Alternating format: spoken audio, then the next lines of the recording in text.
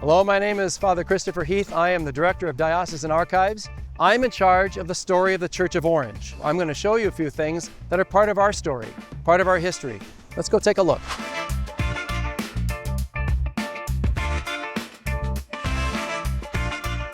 Here we are now in the archive room. There's actually a couple of rooms. I'm going to be showing you some stuff in a few other places, but I want to start by showing you the most important church item that we have. Come over here. It is a moon rock. We have a moon rock. Scott and Irwin and Worden landed on the moon, brought back a bunch of rock samples. Now it sits in this locked case, and it's pretty cool. I actually found out that it is illegal to sell moon rocks. If you have a piece of it, you have to hold on to it, or you have to give it back to NASA if you don't want it anymore. Well, I want this. The Diocese of Orange wants this. Not everybody has moon rock, you know. Now, this may not be as important as a moon rock, but it is important for the history of the Diocese of Orange. The founding documents that came from the Vatican. Pope Paul VI has this entire document all written in Latin. I don't speak Latin, so I can't tell you what this actually says on here. But here in red, it says Ariscanum in California. That is, Ariscanum is the word for the fruit orange in Latin. So this is Orange in California is the name of our diocese. The other one I can't take off the wall because previous archivists actually screwed it to the wall so it won't come off, is this other document. This is the one naming Bishop William Johnson as the first bishop of Orange. But up here it says Wilhelmo R. Johnson. That's Wilhelmo, I guess, is Latin for William. So William Johnson is the first bishop of the Diocese of Orange. These two documents don't exist anywhere else except right here. They only write one of them, and then we have to hold on to them for forever, because these are really important documents establishing who and what we are. I have another really fun, very important item to share with you, and it's over here in this corner. This is Bill the Bear. Bill the Bear used to sit in Bishop Johnson's desk when Bishop Johnson wasn't in the office. Bill the Bear has a microphone and a speaker in his chest. People would bring children in, and if he wasn't there, somebody had a microphone next to his office, and kids would come in, and Bill the Bear would say, "Hello, boys and girls," and then the boys and girls could respond to the bear, and then there'd be a dialogue. I mean, he just sits here now. This is his place here. He doesn't talk anymore, thank goodness. It'd be kind of spooky. Oh, and here's something else I want to show you right over here. But this is one leaf from a prayer book from 1400. So it's on vellum, and you can see when it's backlit, you get a much better view of what it looks like. Of course, it's not in a language I can read, but it is pretty neat.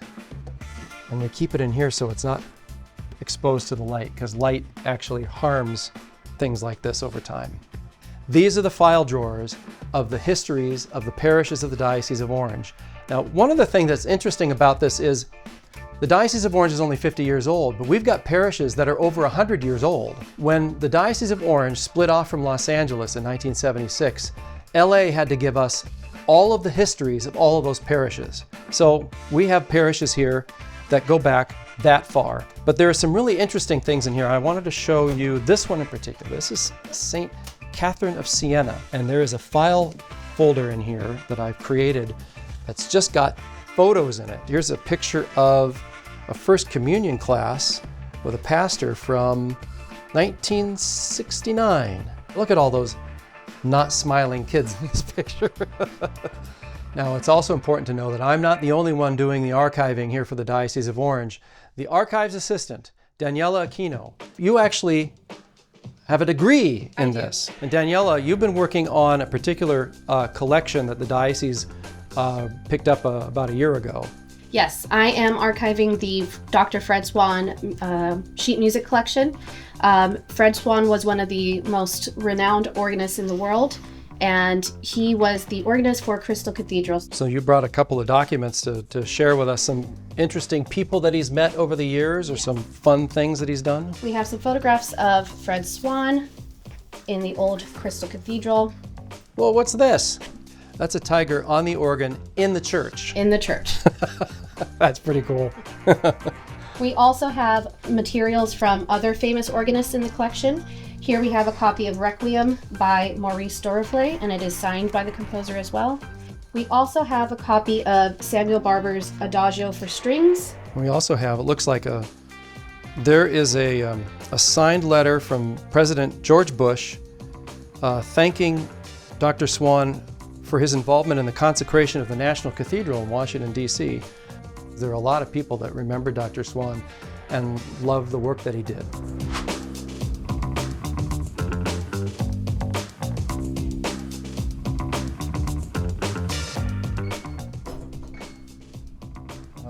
Here we are on another floor of the Archives building. These are books that Father Kreckelberg collected over the years. Those are mostly books that belong to Bishop McFarland, I believe.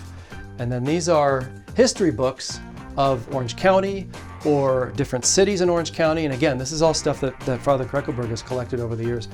But I wanted to show you something in particular because we've got audiovisual materials that don't exist anymore. And it's actually kind of difficult to find something to play these tapes on. The Genesis of a Diocese. This is a video cassette. It's called Eumatic tape.